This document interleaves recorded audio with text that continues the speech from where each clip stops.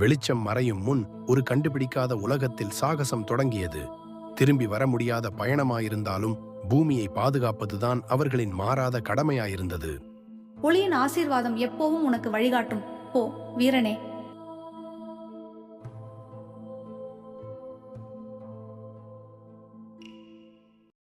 உம் இது எங்க இடம்? நான் யாரு? என் தலை கொஞ்சம் நான் சுத்துது.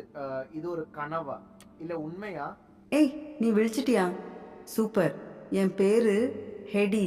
ரொம்ப நாளா யாரும் என்னை இந்த பேர்ல கூப்பிடல. இப்போ மட்டும் உன் முகத்துல உயிர் தெரியுது. நீ பேசுற ஒரு பறவை பேசுது. ஆமா, பேசுவேன். நான் சும்மா பறவை இல்லை, நான் ஒருவர் சொல்லி காத்திருந்த பறவை. நீ வந்ததும் எனக்கு புரிஞ்சிச்சு, நீ தான் நான் காத்திருந்த வீரன். நீ யாரை பத்தி பேசுற? யாரு அவங்க? நான் ஒரு நேரம் யாரோ சிலருக்காக சத்தியம் செய்தேன். அவங்க போனதும் நான் தூங்க ஆரம்பிச்சேன். நீ வந்ததும் என் தூக்கம் தானாக கலையுது. எனக்கு நினைவு தெளிவா இல்லை, ஆனா உன் ஆடம்போத்திலே எனக்கு தெரியும் நீ தான் அந்த வீரன். இப்போ வெளியே ஏதோ மோசமா நடக்குது. அது எனக்கு ரொம்ப கெட்ட ஃபீலிங்கா இருக்கு. வா, வெளியே போய் பார்த்து தெரிஞ்சுக்கலாம்.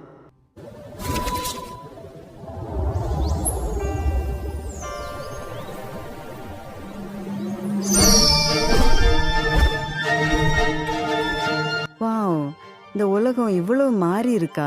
நான் தூங்கியது சும்மா சில நாட்களா, சில ஆண்டுகளா, அல்லது நூற்றாண்டுகளா கூட இருக்கலாம். அங்க பாருங்களேன், அந்த தீவுல இருக்கிற டெலிபோர்ட் பீக்கன் மேலு ஒரு கருப்பு புகை மாதிரி சூழ்ந்து இருக்கு. அங்க என்னதான் இருக்கு? வேற இடங்களுக்கும் இதே மாதிரி நடந்திருக்குமா? அதுதான் இருள். இருளா? அந்த பேரை எனக்கு தெரியல. ஆனா நீங்க அதை களைந்து தூய்மையாக்குறீங்க போல இருக்கு. தூய்மையாக்கம் பற்றி எனக்கு ஏதோ நினைவுகள் வருகிறது. சரி விடுங்க, வாங்க ஏரிக்கரையில் போய் பார்ப்போம்.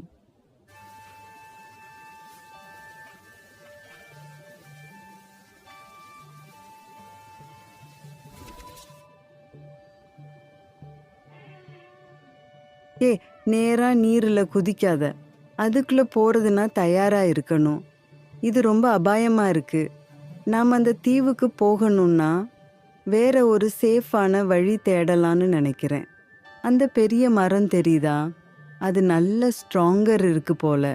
நம்ம கொஞ்சம் மெட்டீரியல் எடுத்து ஒரு ஆக்ஸை செஞ்சுடலாம். அந்த மரத்தை வச்சு ஒரு பிரிட்ஜ் மாதிரி செஞ்சு அது வழியா தீவுக்கு போயிடலாம்.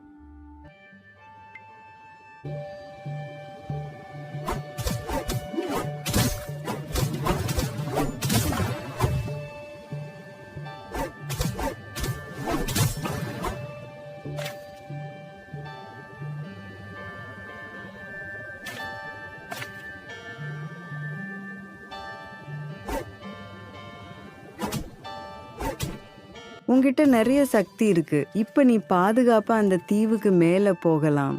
ஆனா கவனமா இரு, தண்ணியில விழக்கூடாது.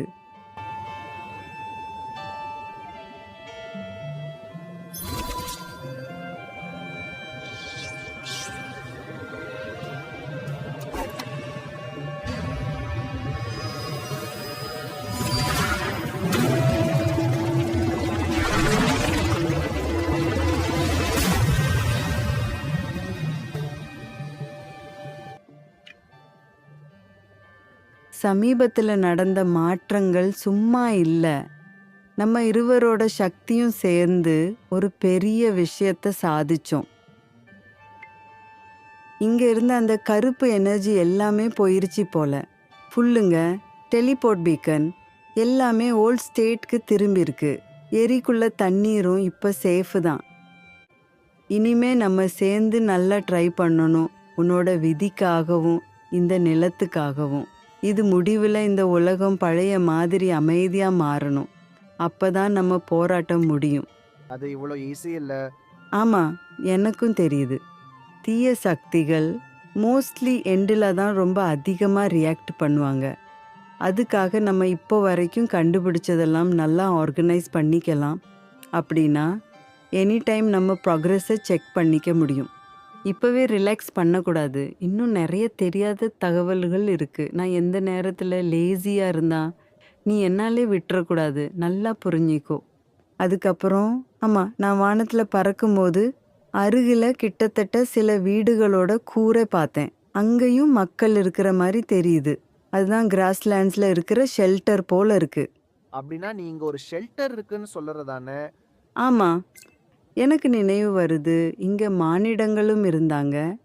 சரி, மஷ்ரூம்கள் மாதிரியே நிறைய இல்லை, ஆனா கொஞ்சமாவது இருந்தாங்க. இப்போ சினிமா மாதிரி ட்விஸ்டா இருக்கலாமே. இப்போ ஹுமன்கள் தான் அதிகமா இருக்கலாம். நம்ம இருவருக்குமே இப்போ நடக்கிற விஷயங்கள் பற்றி பெரிய தகவல் கிடையாது. அதனால அந்த ஷெல்டருக்கு போய் யாராவது இருக்கிறாங்களா கேட்டு பார்க்கலாமே. சில நேரம் ஒரு சிறிய உரையாடல்ல இருந்து பெரிய க்ளூ கிடைச்சிருக்கும்.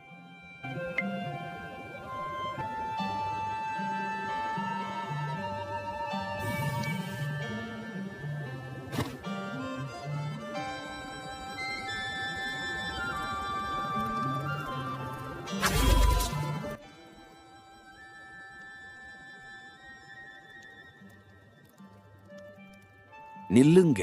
யாரு நீங்க? இங்க யாரும் அனுமதி இல்லாம வர முடியாது. ஹெடி முன்னாடி நடந்த சம்பவங்களை சுருக்கமாக சொல்லுகிறாள். தூரதேசத்திலிருந்து வந்த வீரர்கள் ஹெடியுடன் சேர்ந்து தீமையை தடுக்க வந்திருக்கீங்க. சரி, நீங்கள் என்ன மாதிரியானவர்கள் என்று எனக்கு புரிகிற மாதிரிதான் இருக்கு. மன்னிச்சுக்கங்க, இங்க எல்லாரும் நிறைய தடுமாற்றத்தில் இருக்காங்க. இன்னைக்கு மட்டும் கொஞ்சம் முன்னாடி தான் கடுமையான மிருகத் தாக்குதல்களை எதிர்கொண்டோம். அந்த தாக்குதலுக்கு முன்னாடி இந்த மான்ஸ்டர்ஸ் கிரட்ஜ் கிடைத்துச்சு. அதுல இருந்த ரகசியங்களை கற்றுக்கொண்டு ஒரு சாங்டிஃபிகேஷன் பிளாட்ஃபார்ம் கட்டினேன். அது மிகப்பெரிய சாபங்களை நீக்கும் சக்தியை கொண்டது. ஆனா என்னால அதை இயக்க முடியல. எனக்கு அந்த மாதிரி திறமை கிடையாது.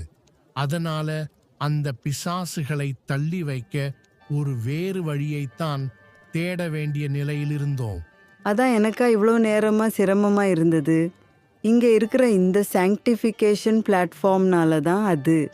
பெல்சா சரியானா சொன்னாரு. பிசாசுகள் துரதிருஷ்டத்தின் சின்னங்களுக்கே மயங்கும். வீரனே வாடா, இப்போ அந்த கிரட்ஜை தூய்மையாக்க உதவணும். ஆனா ஒரு விஷயம், இந்த சாங்டிஃபிகேஷன் ஆரம்பிச்சதும் வெளியிலையும் உள்ளேயும் பிசாசுகள் எல்லாம் திரண்டு வந்து தாக்கும்.